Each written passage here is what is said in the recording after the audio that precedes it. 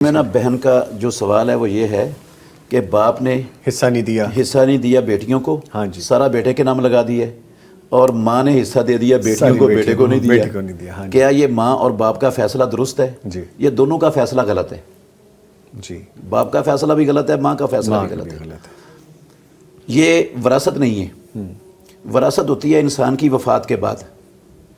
یہ جو زندگی میں ماں باپ کے پاس ہوتا ہے وہ اپنی اولاد کو اگر دینا چاہیں تو ان کو عدل اور انصاف کر کے برابر برابر دینے کا حکم ہے۔ ٹھیک۔ اب باپ کو بھی چاہیے تھا جتنا بیٹے کے نام لگوایا اتنا ہر بیٹی کے نام بھی لگاتا، اور ماں کو چاہیے تھا کہ جتنا وہ ہر بیٹی کو دے رہی ہے اتنا اپنے بیٹے کے نام کے لیے بھی رکھتی، شریعت کے مطابق جو بنتا ہے، شریعت کے مطابق دیتی۔ جی، انہوں نے دونوں نے اپنی جان پر بھی ظلم کیا ہے اور اپنی اولاد پر بھی ظلم کیا ہے۔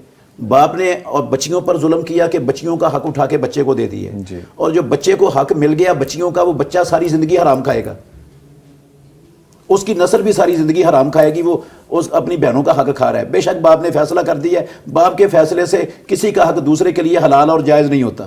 اتنی بڑی بات ہے، یہ نسلوں تک جائے گی، نسلوں تک جائے گی۔ یہ اسی طرح جو ماں نے کیا ہے وہ بیٹے کا حق اٹھا کے بیٹیوں کو دے دیا، بیٹیاں وہ کھائیں گی تو وہ ساری زندگی حرام کھائیں گی اور ان کی نسلیں بھی آگے حرام کھائیں گی۔ اللہ اکبر، وہ تو ان کا حق بنتا ہی نہیں تھا۔ تو یہ اب صورتحال یہ ہے کہ بیٹے کو چاہیے کہ اس کو 4 حصوں میں برابر کر کے جتنا حصہ بنتا ہے نا وہ تینوں بہنوں کو بھی دے دے، ان کو بھی دے۔ اس طرح ماں جو بیٹیوں کے پاس آیا ماں کا حصہ ان کو چاہیے کہ اس کو بھی 4 حصوں میں تقسیم کرے برابر، اور ایک حصہ اپنے بھائی کو دے۔ ٹھیک۔